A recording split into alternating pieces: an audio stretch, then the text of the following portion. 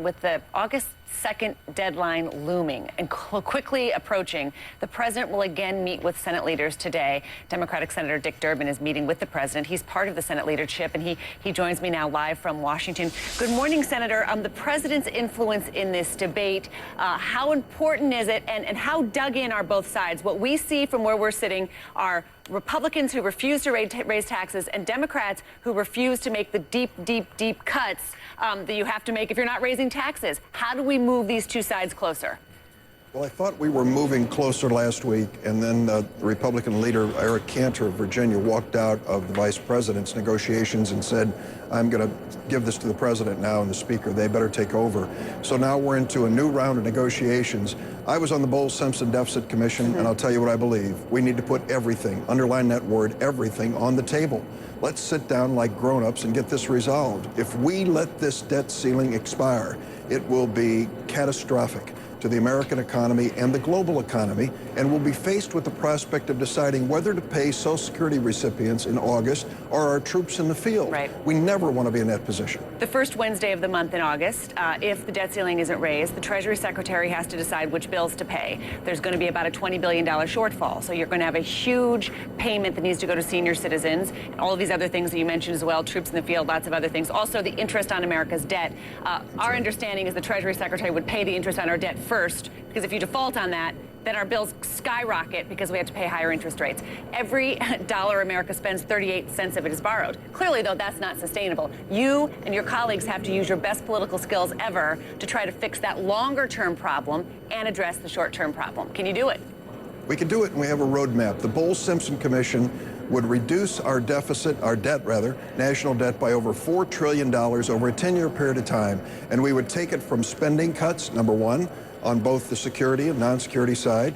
We'd take it from increased revenue by taking some of what I consider to be indefensible deductions and credits in our tax code and reducing them. But the Republicans are very firm. That's why Eric Cantor walked out last week. They do not want anything that even smells like raising a tax. But you see, that kind of a position means that we're not serious about deficit reduction. There are two ways to reduce the deficit: cut spending, increase revenue. We've got to do both if we're serious. If we want to continue to posture for the next election, to take positions that may be popular with our base constituency, we're not going to meet the needs of America. That's what the Bowles-Simpson Commission told us. I believe it. It's still true today. Is it possible to have some sort of a short-term ban? I mean, I know that some Senate leaders, and I know also the White House, has been kind of shy on this, but could you try to push through something shorter term, address it again, but at least get, I think you've called it a down payment on this subject, so we don't default, or we don't run up against that debt ceiling again in the beginning of August? There are two guiding principles on Capitol Hill and Washington, and that is never do today what you can put off till tomorrow, and when in doubt, split the difference. We've got to get beyond it. We have a serious financial crisis. Listen to the news that you're reporting from Greece and Portugal and Ireland. We are borrowing, I think it's a little more than 38 cents for every dollar that we spend.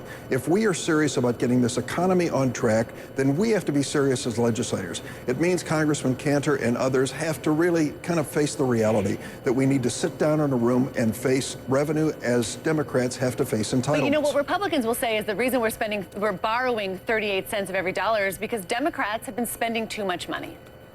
Well, I can tell you this. On January 1st this year, 9,000 Americans turned to age 65. January 2nd, another 9,000, and every single day since, and for the next 19 years.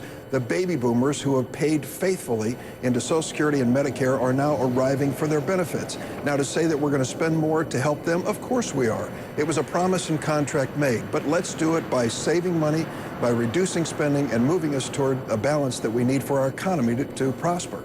All right, well, you'll be meeting with the president and other colleagues later this afternoon. After that press conference, we'll be, of course, eagerly awaiting to see what kind of progress you all can make. Senator Dick Durbin, thank you so much, sir. Thanks, Christine.